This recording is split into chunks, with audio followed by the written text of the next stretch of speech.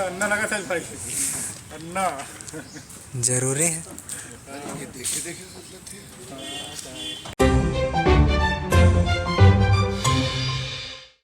थप्पड़ मार ले तो भी हम बर्दाश्त करेंगे, लेकिन हमारे कबीर पंथ की भविष्य पर कोई उंगली उठाएगा या गलत नजरों से देखेगा या इस तरह के मतलब दुर्भावनापूर्ण नजरों से देखेगा, ये कबीर पंथ बिल्कुल भी बर्दाश्त नहीं करेगा।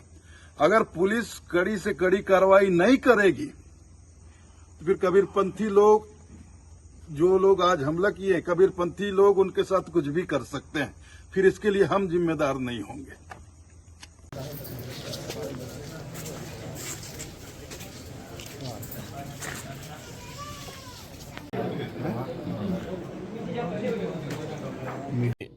साहिब जी पे टारगेट रखकर इस मंदिर परिसर के अंदर आकर 30 से 40 लोगों ने हथियार बंद होकर हमला करना अपने आप में बड़ी घटना है, गंभीर घटना है। क्योंकि इस सरकार में कोई भी सुरक्षित नहीं है। पहले सतनामी समाज के आस्था केंद्र पर हमला, इसके बाद कबीरपंथियों के आस्था केंद्र पर हमला अपने आप में बड़ी घटना है और कहीं न कहीं इसके लिए सरकार जिम्मेदार है।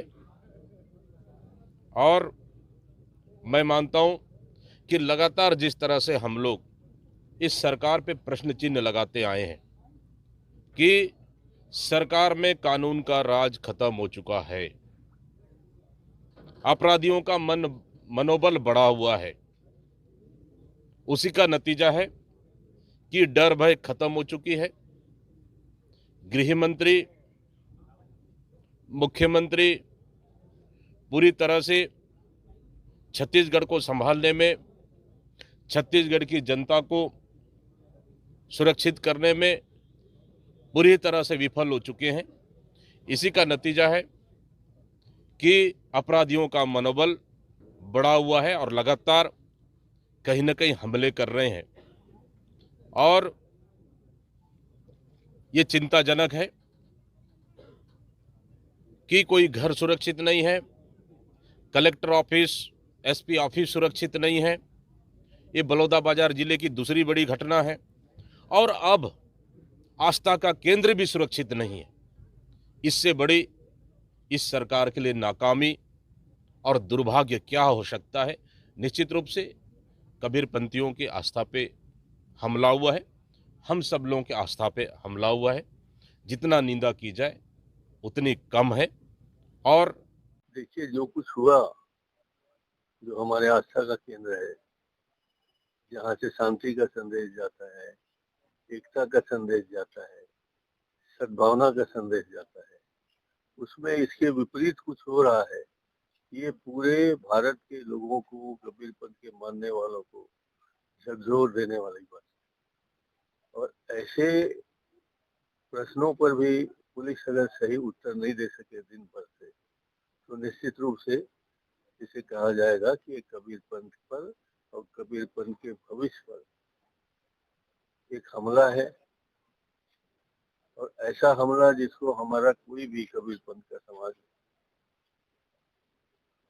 सहन नहीं कर सकता। और अभी तक जितना भी पुलिस की कार्रवाई हुई है उसको मैं उचित नहीं मानता। मैं कहना चाहता हूँ सरकार से, विष्णुदेव जी की सरकार से, गृह मंत्री जी से, इस मसले को जल्दी से जल्दी शांत करें।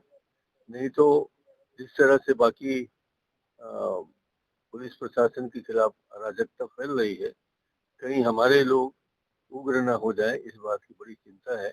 इसलिए इस मामले को जल्द से जल्द शांत करें। क्या जानकारी है, पूरी डिटेल बताएं, कैसे घटना हुई? श्री सदगुरु कबीर धर्मदास साहब वंशावली प्रतिनिधि सभा दामाखेड़ा यह अंतर्राष्ट्रीय ट्रस्ट है और यह हमारा कबीर पंथ का आस्था के केंद्र है। यह हमारा गुरुद्वारा है।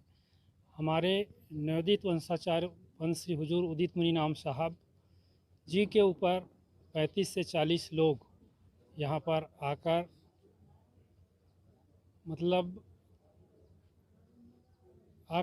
उनके ऊपर हमला करने का प्रयास किया गया। वो तो सदगुरु कबीर साहब की आशीर्वाद है कि बड़ी घटना नहीं घटी, और साथ ही यह बहुत बड़ी घटना है कि हम सब कबीरपंथियों का आस्था केंद्र धर्मनगर दामाखेड़ा के नवोदित वंशाचार्य के ऊपर इस प्रकार से हमला किया गया, और वो भी चाकू और छुरी लेके। यह बहुत बड़ा ही अपराध है, जघन्य अपराध है, और जो भी 35-40 लोग हैं जिनके ऊपर कठोरतम कार्रवाई किया जाए, यह मेरा मांग है। और जघन्य अपराध के पीछे जघन्य सज़ा देनी चाहिए, और हम सबका यह दायित्व है कि हम अपने गुरु स्थान का रक्षा करने जानते हैं। हम कबीरपंथी बहुत शांत और सरल स्वभाव के हैं। हमारे धैर्य की घड़ी को ना तोड़ें, अन्यथा हम जो करना नहीं चाहते, हम वंश परिवार के रक्षा के लिए मर जाएंगे, पर हम हमारे वंश परिवार के ऊपर आँच नहीं आने देंगे। क्या लगता है किसने किया है? यह जो कुछ तो देवांगन परिवार के हैं, पूर्व सरपंच के परिवार के हैं, कुछ साहू समाज के लोग हैं।